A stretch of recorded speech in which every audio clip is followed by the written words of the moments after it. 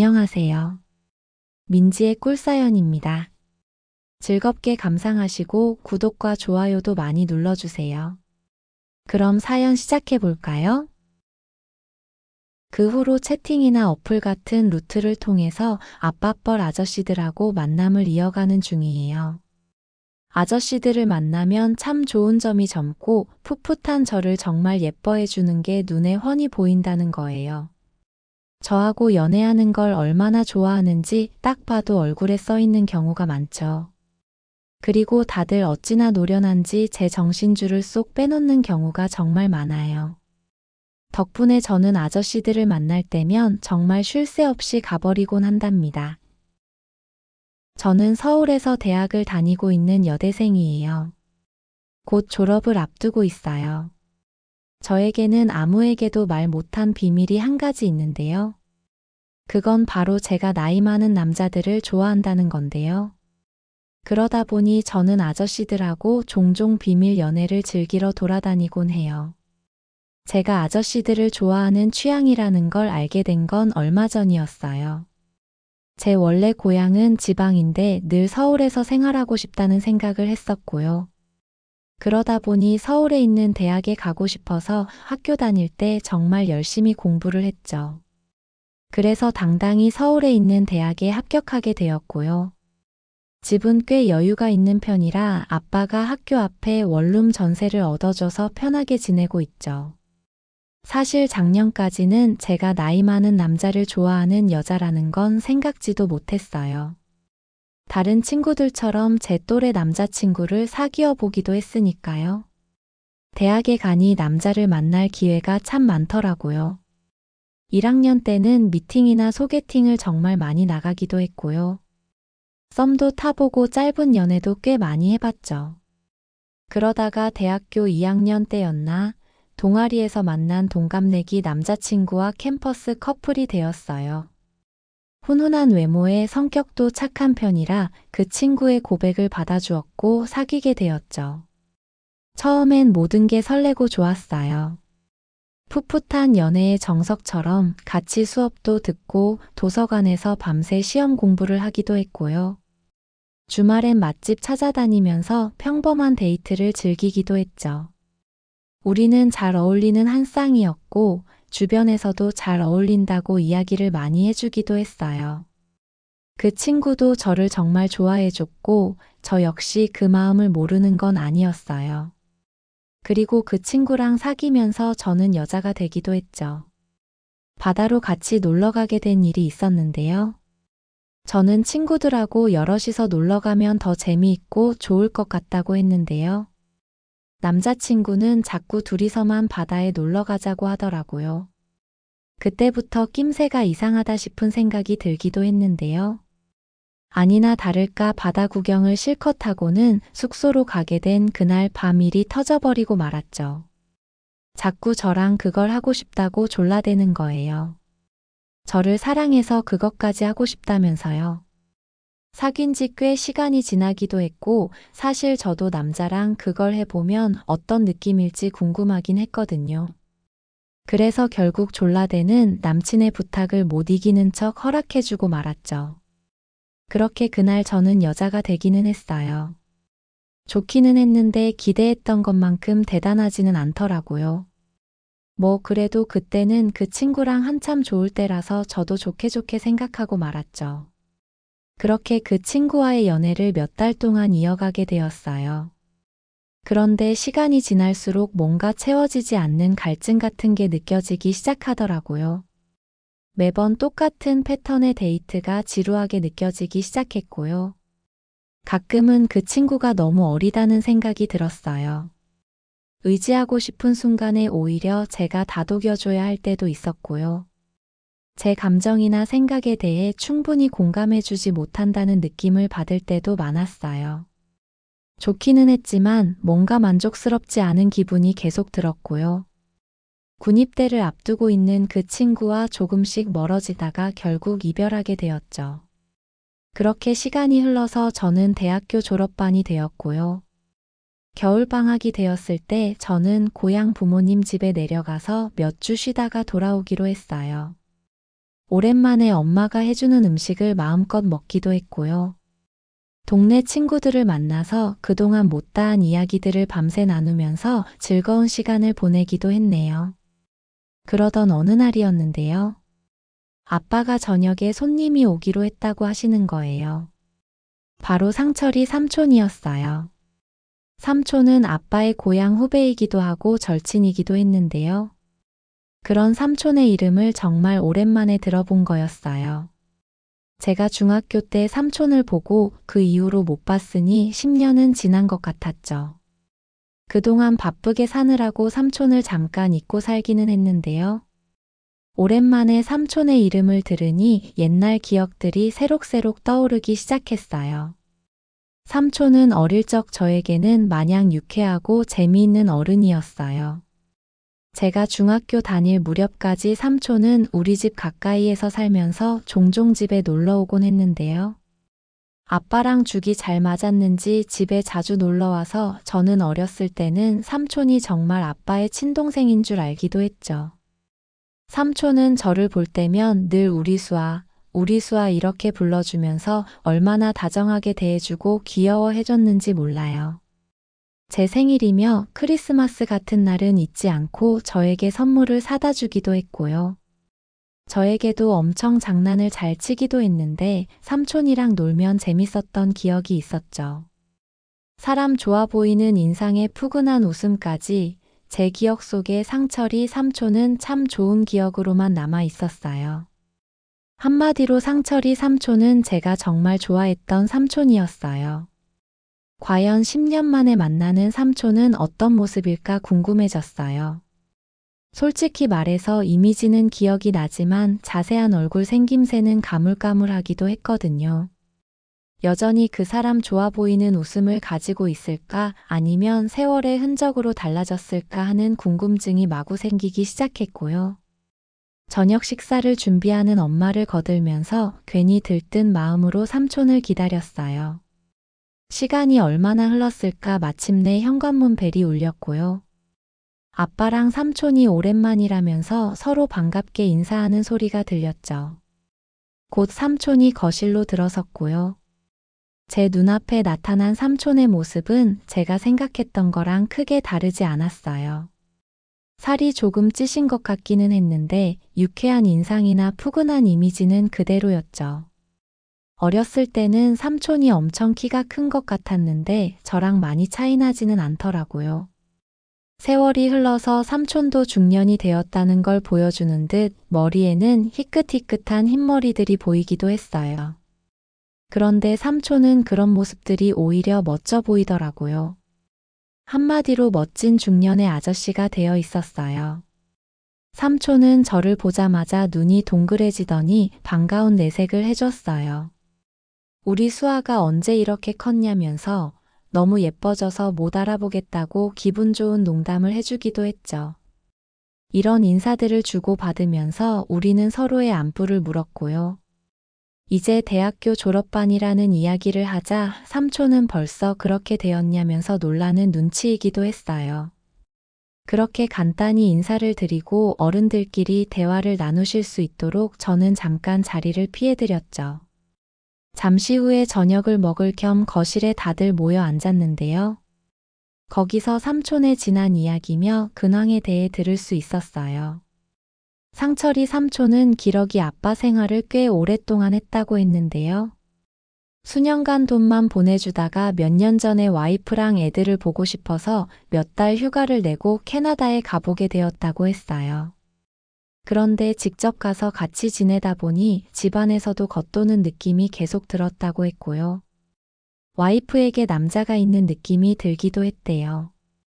이건 아니다 싶은 생각에 당장 한국으로 가자고 엄포를 놓기도 했다는데요. 결국 사이만 더 안 좋아지게 되었고 이혼까지 하게 되었다고 했죠. 그런 이야기를 하는 삼촌의 씁쓸한 표정이 참 안 됐다는 생각이 들기도 했는데요. 한편으로는 중년의 아저씨가 된 삼촌이 계속 제 눈에 들어오는 거 있죠. 제 또래 남자들에게서는 느낄 수 없었던 넉넉하고 편안한 그런 느낌이 들더라고요. 시덥잖은 이야기만 늘어놓는 제 또래 아이들하고는 다르게 대화의 주제도 남다른 느낌이었고요. 그때 느낌이 조금 오기 시작했죠. 제가 나이 많은 남자들에게 끌린다는 걸 말이에요. 그런 생각이 들기 시작하자 상철이 삼촌이 더 멋지다는 생각이 들기도 했고요. 삼촌하고 데이트를 해보고 싶다는 남사스런 생각이 들기도 했어요. 그런 생각이 들자 얼굴이 화끈거리는 기분마저 들었죠. 아무튼 그날 그렇게 상철이 삼촌과의 재회는 끝이 나게 되었어요. 그날 아빠랑 술이 거나하게 취해서 돌아가는 삼촌에게 저는 연락처를 물어봤어요. 삼촌도 일 때문에 서울에 있다고 했는데요. 서울에 올라가면 연락할 테니 맛있는 거 사달라고 하면서 애교를 조금 부렸죠. 삼촌은 언제든지 연락만 하라면서 저에게 용돈을 20만 원이나 주기도 했어요. 꽁돈까지 생긴 덕분에 기분이 너무 좋았네요. 그렇게 시간이 흘러서 봄이 오게 되었고 새학기가 시작할 무렵 저는 다시 서울로 올라가게 되었어요. 그리고 봄 기운이 만연하던 어느 날 저는 삼촌에게 연락을 해봤죠. 주말이었는데 심심하기도 했고 삼촌이랑 맛있는 것도 먹고 싶었거든요. 삼촌은 골프 약속 때문에 나와 있다면서 다음 주에 만나자고 이야기를 했고요. 그렇게 정말로 다음 주 주말에 삼촌을 만나게 되었어요. 만나기로 한 장소는 종로 근처였는데 삼촌이 아는 맛집이 있다며 저를 데리고 가셨어요. 간판도 없는 허름한 골목길 안쪽에 있는 식당이었는데 들어가 보니 사람들로 북적이는 게 진짜 맛집 포스가 느껴졌죠. 삼촌은 능숙하게 메뉴를 고르시고는 여기 갈비찜이 기가 막힌다면서 먹어보면 반할 거라고 너털 웃음을 짓기도 했어요. 삼촌 말대로 갈비찜은 정말 꿀맛이었고요. 우리는 가볍게 반주를 곁들이기도 했어요. 삼촌은 제 대학생활 이야기를 물어봐 주기도 했는데요. 제잘제잘 이야기하는 저를 삼촌은 정말 흐뭇한 표정으로 바라봐 주기도 했거든요. 그래서 저는 왜 그렇게 빤히 쳐다보냐고 장난스레 묻기도 했는데요. 꼬마 같던 제가 이렇게 커서 예쁜 아가씨가 된 게 신기하기도 하고 옛날 생각이 나서 기분이 좋아서 쳐다본다고 말을 해주는 거 있죠. 저도 정신이 나갔었는지 삼촌의 그런 말들에 이상하게 마음이 막 두근대는 기분이 들기도 했어요. 그렇게 갈비찜으로 포식을 하고 자리를 옮기기로 했는데요. 저는 술 기운을 빌려서 삼촌 팔짱을 끼고 종로 이곳저곳을 구경하면서 돌아다니기도 했어요. 정말이지 제가 그동안 남자를 안 만나본 건 아니었지만 어떤 남자랑 데이트를 하는 것보다도 더 기분이 좋았던 것 같아요. 술을 더 마시고 싶다고 졸라대는 저에게 삼촌은 가고 싶은 데가 있냐고 물었는데요. 저는 망설이지 않고 삼촌이 사는 집에 가보고 싶다고 이야기를 했어요. 아저씨 혼자 사는 집에 뭐 볼 게 있냐고 삼촌은 난처해하기도 했는데요. 저는 막 떼를 쓰듯이 삼촌 집에 가서 집 구경도 하고 편하게 마시고 싶다고 졸라댔죠. 결국 떼를 쓰는 저를 이기지 못하고 삼촌은 저를 집에 데려가 주었어요. 삼촌은 투룸 복층 오피스텔에서 살고 있었는데요. 남자 혼자 사는 집이라 그런지 제가 지내고 있는 곳하고는 사뭇 다른 느낌이었고요. 도심 한복판에 있는 오피스텔이라 창밖으로 보이는 도심뷰가 참 멋지게 보이는 기분이었어요. 저는 삼촌하고 거실에 마주 앉아서 이런저런 이야기를 나누면서 술을 꽤 마시게 되었고요. 우리의 대화는 한참이나 이어지게 되었죠. 대화는 즐거웠고 바깥으로 보이는 도심 야경도 너무 예뻤고요. 삼촌하고 마시는 술이 맛있게 느껴지기까지 했어요. 한마디로 모든 게 저를 만족시키는 그런 밤이었죠. 그때 속으로 다짐을 했어요. 그날 삼촌하고 같이 있어야겠다고 말이에요. 그런 제 마음도 모르는지 시간이 꽤 흐르고 나서 삼촌은 이제 집에 돌아가 보라면서 택시를 불러주겠다고 했는데요. 저는 피곤하다는 핑계로 그냥 자고 내일 가면 안 되겠냐고 물어봤어요. 삼촌은 난처해하면서도 그러라면서 허락을 해주었고요. 작은 방에 이부자리를 깔아주겠다고 했는데 저는 냅다 삼촌 침대로 가서 들어 누워버렸어요. 옛날 이야기도 더 듣고 싶은데 삼촌 옆에서 같이 자고 싶다면서요. 다 큰 아가씨가 뭐 하는 거냐고 삼촌은 아주 난처한 기색을 보이기는 했는데요. 저는 삼촌 팔을 잡아 끌면서 억지를 부리듯 떼를 쓰는 통에 결국 우리는 한 침대에 나란히 눕게 되었어요. 저는 삼촌에게 팔베개를 해달라고 했고 그렇게 삼촌 품에 안기게 되었죠. 또래 남자친구 옆에 누웠을 때랑은 다른 편안하고 아늑한 느낌이 있었어요. 그렇게 어두운 방에서 이런저런 이야기를 조금 더 이어가다 보니 참 야릇한 기분이 들기 시작했어요. 그동안은 느끼지 못했던 그런 이상한 감정들이 안에서 올라오는 기분이었어요. 저는 제가 무엇을 원하는지 알 것 같았죠. 은근슬쩍 야릇한 손짓으로 저는 조심스레 삼촌에게 신호를 보내게 되었고요. 삼촌도 제 손짓의 의미를 어느 정도는 알아챈 것 같기도 했죠. 저는 나지막하게 나이 많은 남자를 좋아하는 것 같다고 고백을 해버렸어요. 그리고 삼촌이랑 좋은 시간을 보내고 싶다는 말도 해버리고 말았죠. 삼촌은 처음에는 안 된다면서 저를 타이르기는 했는데요. 계속 품으로 파고드는 저를 결국 받아주고 말았죠. 그렇게 저는 그날 상철이 삼촌이랑 선을 넘어버리고 말았어요. 그리고 그날 살면서 처음으로 절정이라는 걸 경험해버리고 말았죠. 정말로 그런 느낌은 처음이었어요. 남자친구랑 그걸 할 때도 좋은 기분이기는 했는데요. 정말 정신을 못 차릴 정도로 좋은 건 아니었거든요. 그런데 상철이 삼촌에게 안길 때는 정말 머릿속이 하얘질 정도였고요.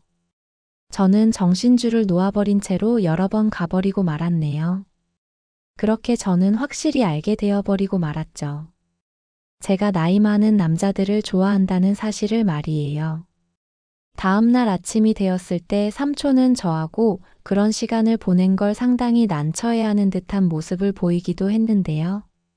저는 그런 어색한 분위기를 없애려고 더 달려들면서 애교를 막 부렸고요.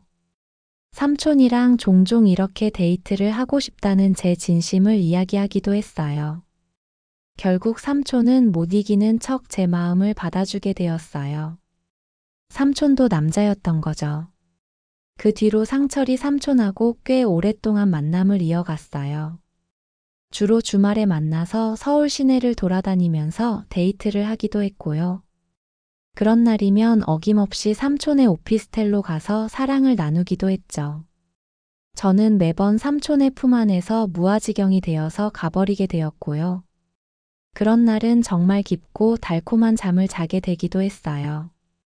이런 것들은 제 또래 남자친구는 저에게 해주지 못했던 것들이기도 했죠.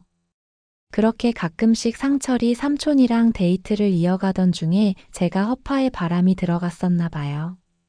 삼촌 말고도 다른 아저씨들도 만나보고 싶다는 생각이 들기 시작하더라고요. 스스로 생각해도 정신이 어떻게 된 게 아닌가 싶기도 했는데요. 삼촌 때문에 절정의 맛을 알아버리기도 했고요. 발동이 걸려버린 저는 새로운 사람도 만나보고 싶은 욕구를 주체할 수 없는 상태이기도 했어요. 결국 저는 삼촌이 바빠서 저랑 못 놀아주는 날에는 다른 사람을 찾을 방법을 강구하기 시작했고요. 그러다가 여러 가지 다른 방법들을 찾아내게 되었죠. 그 후로 채팅이나 어플 같은 루트를 통해서 아빠뻘 아저씨들하고 만남을 이어가는 중이에요.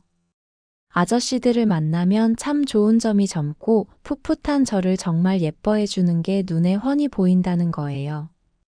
저하고 연애하는 걸 얼마나 좋아하는지 딱 봐도 얼굴에 써 있는 경우가 많죠. 그리고 다들 어찌나 노련한지 제 정신줄을 쏙 빼놓는 경우가 정말 많아요. 덕분에 저는 아저씨들을 만날 때면 정말 쉴 새 없이 가버리곤 한답니다. 그리고 아무래도 아저씨들은 경제적으로도 여유가 있는 편이잖아요. 그래서 같이 데이트를 신나게 하고 난 이후로는 저에게 갖고 싶은 거 있으면 사라면서 용돈을 줄 때도 있는데요. 이만큼 받아도 되나 싶을 정도로 넉넉한 용돈을 주는 아저씨들도 있어요. 돈을 받으려고 아저씨들을 만나는 건 아닌데요. 제가 예뻐서 주는 거라고 챙겨주는데 안 받을 수는 없잖아요. 덕분에 저는 요즘 지갑 사정도 아주 두둑한 편이에요. 제가 애인이 없는 줄 아는 친구들은 괜찮은 남자가 있다면서 소개를 해줄까 물어보기도 해요. 그런 친구들을 통해서 몇 번 소개팅을 해보기도 했는데요. 혹시나 하는 기대감에 만나보기는 했지만 제 또래 남자들을 만나면 이상하게 제 마음이 시큰둥한 생각이 들 뿐이더라고요. 만남을 주선해준 친구들에게는 미안하지만 번번이 제 스타일이 아닌 것 같다면서 저는 남자들 퇴짜를 놓고 있네요. 아저씨들에게 푹 빠져버린 저로서는 제 또래 남자들을 만나서 만족을 할 수 있을 것 같지가 않거든요. 아빠뻘 아저씨들하고 노는 게 재미가 있기는 한데요. 이러다가 남들처럼 평범한 연애를 하는 게 불가능해지는 건 아닌지 살짝 걱정이 되기도 하는 요즘이네요. 결혼도 나이 차이가 많이 나는 남자랑 해버릴까 생각을 해보기도 한답니다. 아저씨들과의 비밀 연애 계속해도 괜찮은 거겠죠? 제 이야기는 여기까지입니다. 들어주셔서 고맙습니다.